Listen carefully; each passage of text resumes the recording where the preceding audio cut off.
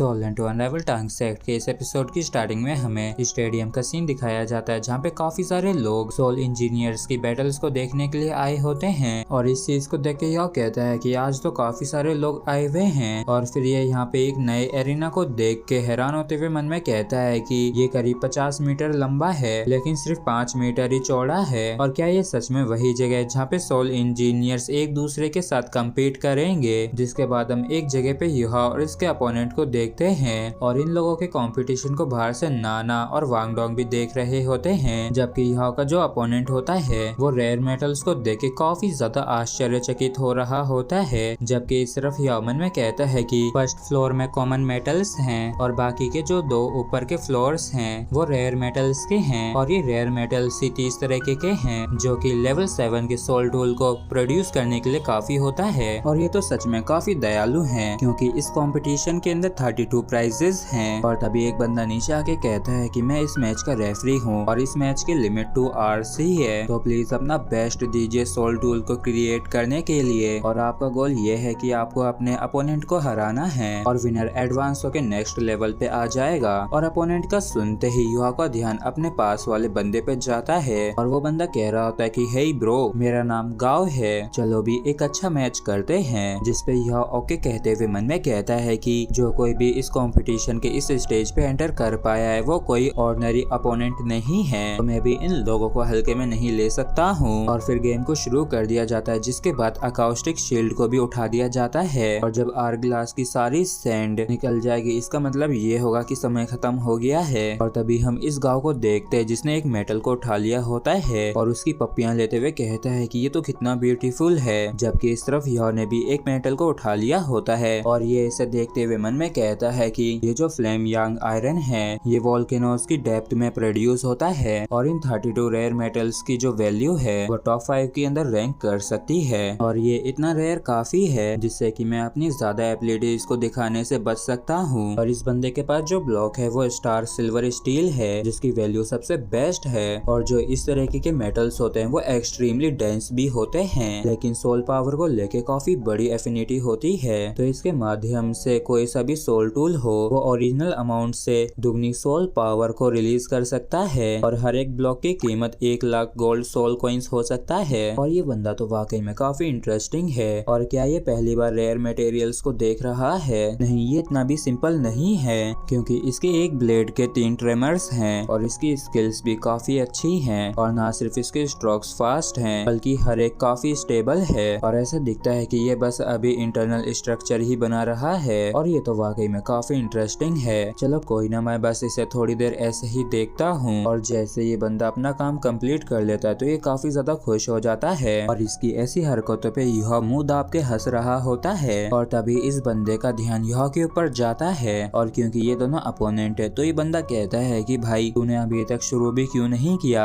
जबकि मैं तो पहले ही फर्स्ट कोर फॉर्मेशन को खत्म कर चुका हूँ। जिसपे यह कहता है कि जल्दबाजी करने की कोई भी जरूरत नहीं है ब्रदर गाओ, तुम सच में काफी स्किल्ड हो और सोल टूल को प्रोड्यूस करने की आपके पास एक अनयूजुअल टेक्निक है। और मैं यही सोच रहा हूँ कि आपने किस सोल टूल अकेडमी से ग्रेजुएट किया होगा। जिसपे ये बंदा शर्माते हुए कहता है कि मुझे तो नहीं लगता कि यहाँ पे कोई ऐसी भी अकेडमी हो जो मुझे एडमिशन दे, और क्योंकि मैं ट्यूशन फी को अफोर्ड नहीं कर सकता हूँ इसलिए मैंने सब कुछ खुद से ही सीखा है। और मैंने अपनी सोल टूल बनाने की स्किल्स को आयरन के ऑर्डिनरी ब्लॉक्स के ऊपर प्रैक्टिस किया है। और शायद तुम्हें मुझ पे हंसी आए, लेकिन ये मेरा पहली बार है जब मैं इतने सारे रेयर मेटल्स को एक साथ देखा हूँ, खासकर इस स्टार सिल्वर स्टील को। ये सच में काफी ज्यादा ब्यूटीफुल है और मैं यही उम्मीद कर रहा हूँ कि मैं अपने साथ कुछ अच्छी चीजों को घर वापस ले जा सकूँ। जिसपे यह खुश होते हुए कहता है कि ब्रदर गाओ, मैं आपकी एबिलिटीज से काफी ज्यादा आश्चर्यचकित हूँ। जिसपे गाओ कहता है कि तुम भी अपना बेस्ट देना। और यह मन में कहता है कि ये बंदा सिर्फ अपने ही दम पे अपने आप को सिखा के सोल टूल को बनाने के इस लेवल पे पहुंचा है, तो ये वाकई में एक जीनियस कहलाने के काबिल है। जबकि इस तरफ गाओ कहता है कि ब्रदर मेरी तरफ इस तरीके से मत देखो,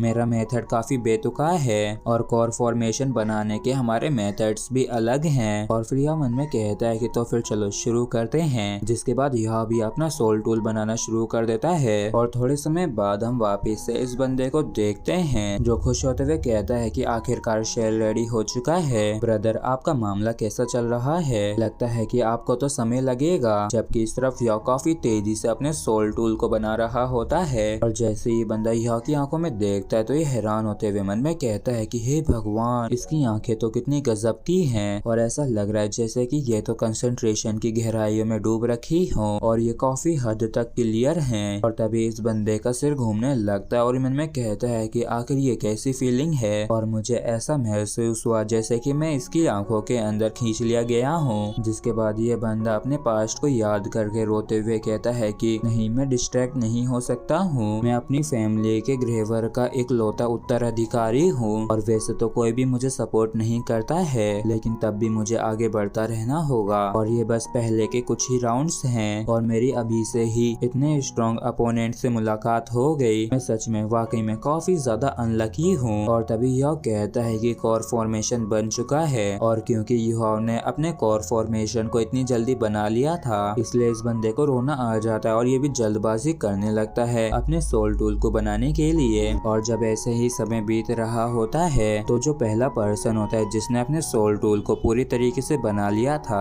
वो नंबर 96 होता है। उसने सिर्फ अपने इस टूल को बनाने के लिए 1 घंटा लिया होता है, और जो दूसरा होता है वो 96 का ही राइवल होता है। और अब जब वो इन दोनों के बीच के इतने बड़े गैप को जानता था तो वो तुरंत ही गिव अप कर देता है, जबकि इस तरफ गांव ने यह उसे 15 मिनट पहले ही खत्म कर लिया होता है, लेकिन इसने अपने काम को सौंपने की जल्दबाजी नहीं की होती है, बल्कि इसकी बजाय ये शांति से बैठ के याओ को एक हाथ से सोल टूल को बनाते हुए देखता है। और याओ ने जिन पार्ट्स को बनाया था उन्हें देख के ये बंदा रोते हुए मन में कहता है कि मैंने आज से पहले इसे कभी नहीं देखा, आखिर ये बंदा क्या कर रहा है, और ये मेटल कोयल किस लिए इस्तेमाल होगी, जबकि वो चक किस चीज में इस्तेमाल होता है, और आखिर क्यों उस मेटल बॉल के अंदर 3 इवनली स्पेस्ड होल क्यों हैं, और आखिर ये क्या करने की कोशिश कर रहा है, और आखिर इसने उस कोर फॉर्मेशन का क्या किया। और ये याओ के सोल टूल वेपन को देख के हैरान होते हुए कहता है कि क्या ये हो गया, जिसपे याओ हाँ करते हुए कहता है कि हाँ ब्रदर गाओ, आपने तो काफी पहले ही खत्म कर लिया था ना। जिसपे गाओ कहता है कि चलो साथ में ही सबमिट करते हैं, और चलो मैं व्हील चेयर को आगे बढ़ाने में मदद करता हूँ। और तभी यहाँ पे वो 3 जजेस आ जाते हैं और वो कहते हैं कि क्या यही तुम लोगों का काम है, जिसपे गाओ कहता है कि हाँ, और ये काफी ज्यादा नर्वस होने लगता है। और ये लोग गाओ के सोल टूल को देख के कहते हैं कि ये तो लेवल 4 का shock bullet soul guide weapon है ब्लास्टिंग इफेक्ट के साथ, और ये लेवल 4 का एक बढ़िया सोल वेपन है, ये तो सच में वाकई में काफी ज्यादा अमेजिंग है। और अपनी तारीफों को सुन के गाओ काफी ज्यादा खुश हो जाता है। और तभी इनमें से किसी का ध्यान याओ के सोल गाइड वेपन के ऊपर जाता है, जिसपे याओ कहता है कि ये मेरा है। और 5 मिनट में ये लोग गाओ को छोड़ के याओ से चिपक जाते हैं और कहते हैं कि लिटिल फ्रेंड, तुम्हारे सोल कैनन का क्या फंक्शन है, जिसपे याओ कहता है कि इसका स्ट्रक्चर सुपर यूनिक है। और ये लोग कहते हैं कि तो फिर चलो हमें इस बारे में बताओ, जिसपे याओ कहता है कि मैंने बस इसे बनाने के लिए कुछ ही स्पेशल टेक्निक्स को इस्तेमाल किया है। जबकि इस तरफ गाओ का रोने जैसा मुंह हो गया होता है, जबकि इस तरफ ये तीनों आपस में फुसफुसाने लगते हैं। और फिर एक बंदा चौड़ में आके कहता है कि अब जब तुम दोनों ने ही लेवल 4 के सोल कैनन्स को क्रिएट किया है तो हमारे लिए तुमको जज करना काफी मुश्किल है, तो फिर चलो एक कन्फ्रंटेशन हो जाए। और इस चीज को सुन के गाओ काफी खुश हो जाता है और मन में कहता है कि अब भी एक उम्मीद बाकी है, जिसपे याओ कहता है कि हाँ समझ गया। इसके बाद इन दोनों को कंपटीशन के रूल्स बताए जाते हैं कि एक दूसरे के खिलाफ लड़ने के दौरान इन्हें उन्हीं सोल टूल्स का इस्तेमाल करना है जिन्हें इन्होंने अभी अभी बनाया है, और अगर अपने आप को डिफेंस करने के लिए इन्होंने किसी और सोल टूल का इस्तेमाल कर लिया तो इनकी हार मानी जाएगी। और हाँ बिल्कुल, जिंदगी एक ही बार मिलती है, पर जीतना भी जरूरी है, लेकिन उतना ही इम्पोर्टेंट अपनी जिंदगी को बचाना भी है। जिसके बाद इन दोनों को बैटल जोन में भेज दिया जाता है। जिसके बाद एक बंदा सुपीरियर के पास आके कहता है कि ब्रदर चैन, वो जो बंदा व्हील चेयर के ऊपर है